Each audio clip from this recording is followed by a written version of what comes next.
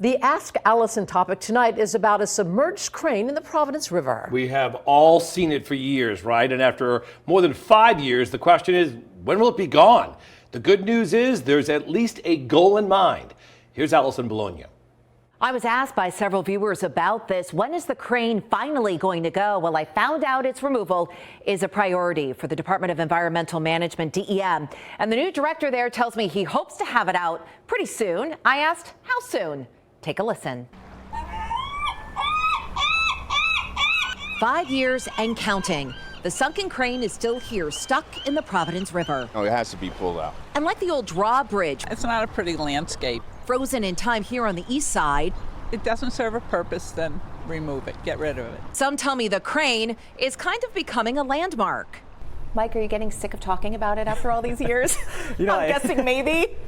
It is definitely one of the more common topics that I talk about with the public. Save the Bay wants the crane gone. I'm guessing you guys here are sympathetic to the fact that DEM is trying. It's expensive, but is it fair to say people are getting impatient?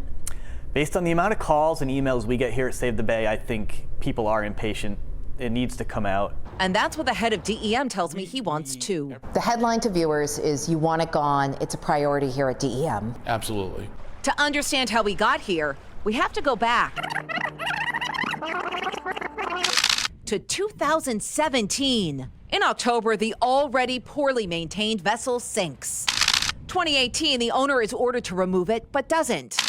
2019, DEM issues an enforcement violation, and the I-team tracks down the owner. How you gonna like that, Pop? You're gonna look at it every day. 2020, the owner dies. Now the vessel is considered orphaned. 2021, Coastal Resources steps in, but removal methods raise some new environmental concerns. 2022, DEM goes bigger, applying for a federal grant. That falls through, so now 2 possible solutions.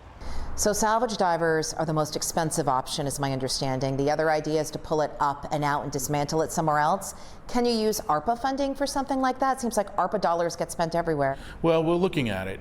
We applied for a very large grant from U.S. Department of Commerce. I thought it was a super strong grant application. Unfortunately, it didn't get funded the last round. We're not going to give up. To be clear, it's not polluting the river. It is not, no. Absolutely not polluting the river. No, and that's something that we looked at right from day one.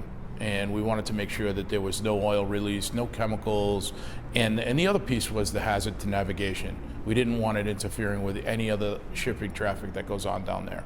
And then there's a concern of environmental justice. The only part of Narragansett Bay where this would happen and persist is in the Port of Providence. Why do you say that? For some reason, the port gets treated differently.